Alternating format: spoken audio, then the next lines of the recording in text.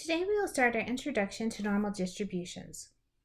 The graph shows the number of classes students were taking at a college. For this data, the mean was 3, the median is 3, but the modes are both 2 and 4. Recall that a data set with two modes is called bimodal.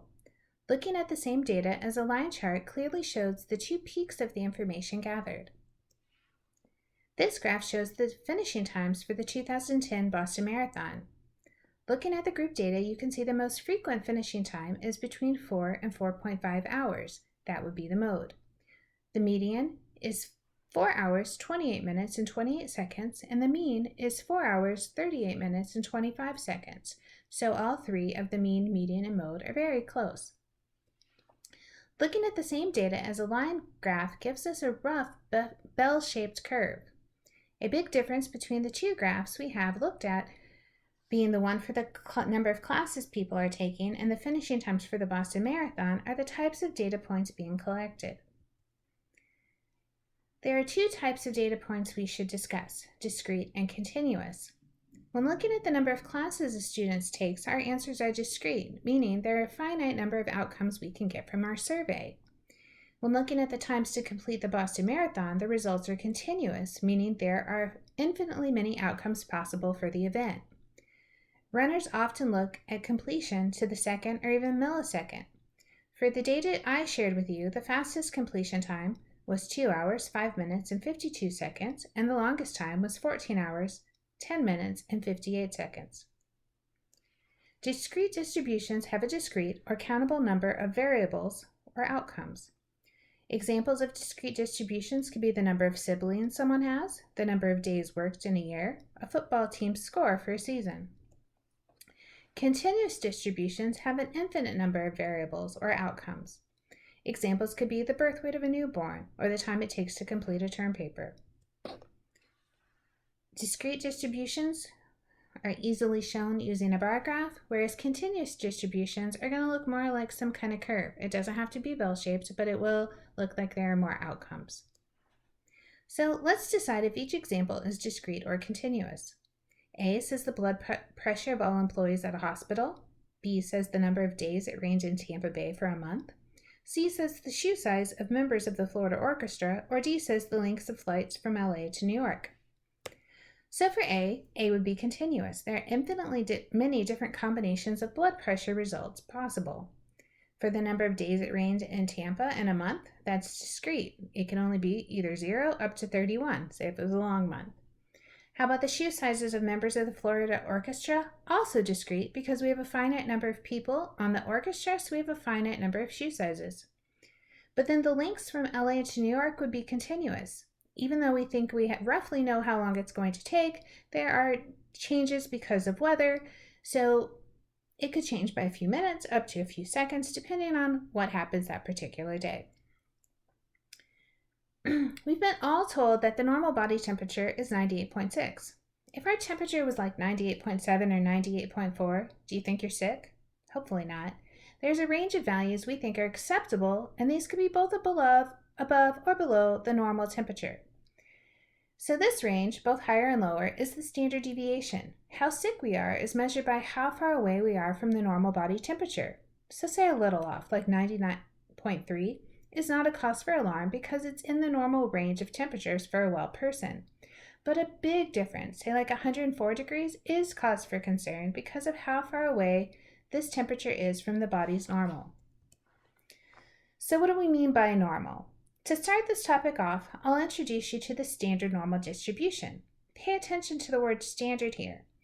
Standard normal distributions have a mean, median, and mode that are all equal to 0, and a standard deviation of 1. Since the median is 0, it is halfway between the data, and we expect half of it to be more and half of it to be less, which means 50% would be more and 50% would be less. Standard normal distributions, and all normal distributions, have a 68, 95, 99.7% rule that we follow. So this says that 68% of the data is within one standard deviation of the mean. Remember, when we are looking at one standard deviation, we go higher and lower. We also go higher and lower when we look at two standard deviations, but now we expect 95% of the data to be there. And then the last part, the third standard deviation, should capture most of the data, and we really expect it to be 99.7. So if it were a standard normal distribution, we would just count 1, 2, 3. But then if we switch to a normal distribution, we'll have to pay attention to what was our mean and how big was our standard deviation. So let's take an example. Heights of men and women are normally distributed, but let's look at them as two cases. So this red curve will be the women, the blue curve is the men. So what's normal? Average for a woman, you can see, is about 5.3. If we go one standard deviation higher, we call that kind of tall, and you can see that here is between 5.6 and 5.7.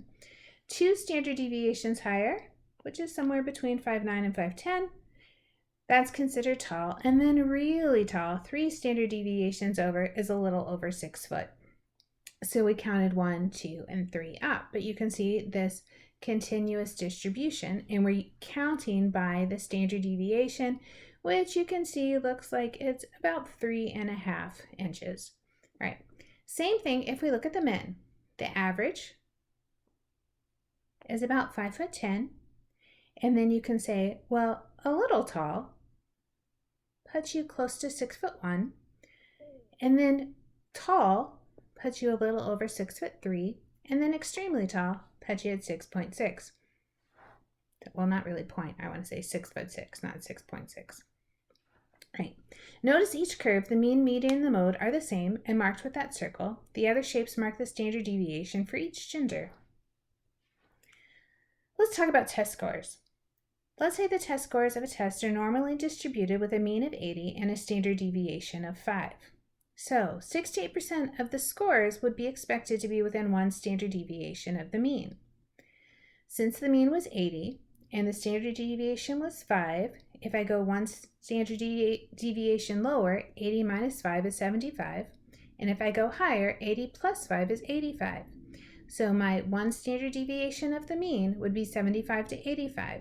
So this says 68% of the students would score between 75 and 85 on the test. Well, let's look at 2 standard deviations. So same test, same 80, same 5 for my mean and my standard deviation, but let's go 2 up and 2 down. So 2 down, 80 minus 2 times 5, that's 70. 80 plus 2 times 5 is 90. So this 2 standard deviations of the mean would be 70 to 90. So most students always ask me, will I curve the test? This is what I would look at if I was trying to curve the test, which I don't do.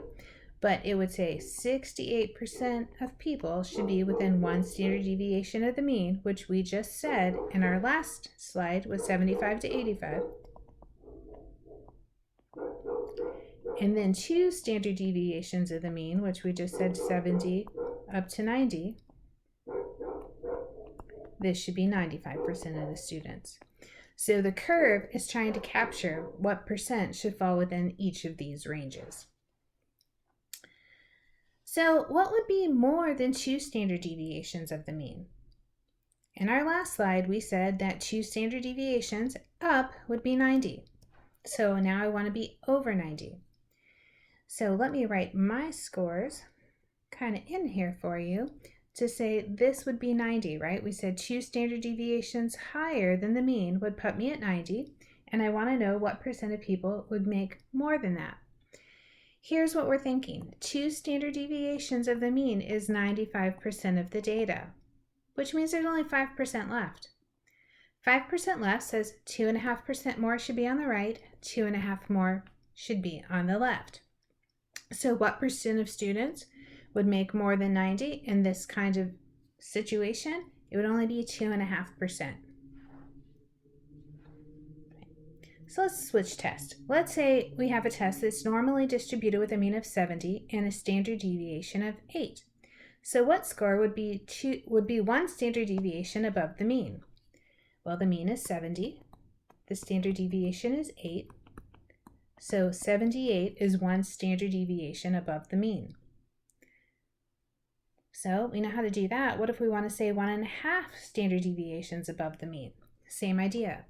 anytime we're looking at standard deviations, either above or below the mean, we start with the mean.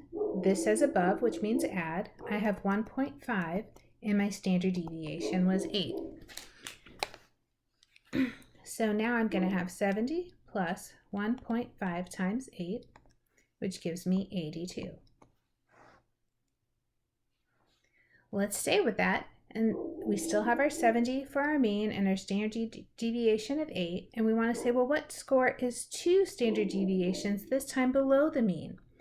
So I'm going to start with my mean of 70, below says subtract, and I do 2 times 8. So 70 minus 2 times 8 is 54. Let's do it again. What score is 2.5 standard deviations below the means? And you did really bad on this test. So I do 70 minus 2.5 times 8. So 70 minus 2.5 times 8 gives me 50. Let's change our application. Let's look at house prices. So let's suppose the house prices in a city are normally distributed with a mean of 235,000 and a standard deviation of 25,000. What percent of the houses are between 235,000 and 285,000? So what we want to look at here is how far did I go from 235 up to 285? We can use this formula, x minus x bar over s, to figure out how many standard deviations over I went. So this 285 I would say first. I would subtract the 235,000, and then I want to divide by the 25,000. We can do this in steps. 285,000 minus 235,000 is 50,000. And then I can divide by 25,000, and that says 2. So I went 2 standard deviations above the mean. So I went from the mean, and I went 2 over. So looking at my chart, it says what percent of the houses are between this amount. You can see from the chart, one standard deviation would be 34%, and then the next deviation would be 13.5. So I would add 34 plus 13.5. which gives me 47.5% of the houses should be within this range. Let's try it again. Same deal, 235,000 is my mean, 25,000 is my standard deviation, and I want to say what percent of the houses are priced at less than 235,000. So in this scenario, the mean, let's see if I can write that a little bit better. The mean is 235,000, so this is my middle marker. So what percent are less than 235? It really should be half. Can you see that I have 34, 13.5, this 2.4, and this little 1? Half should be above, half should be below, so this says 50% should be below. Okay. Let's talk about average rainfall. So the average rainfall from January to May in Memphis, Tennessee is 24.28 inches with a standard deviation of 7.16 inches. How much rain is 1.5 standard deviations lower than the mean? Okay. So here, lower means I'm going to subtract. So I'm going to start with 24.28, and I'm going to subtract 1.5 times 7.16. So 24.28 minus 1.5 times 7.16, this is 13.54. Same thing, I'm talking about Memphis again, 24.28 as my mean and 7.16 as my standard deviation, and I want to know how much rain is 2.5 standard deviations higher. So I start with my 24.28, higher is plus 2.5, and then 7.16. So 24.28 plus 2.5 times 7.16 says I get 42.18.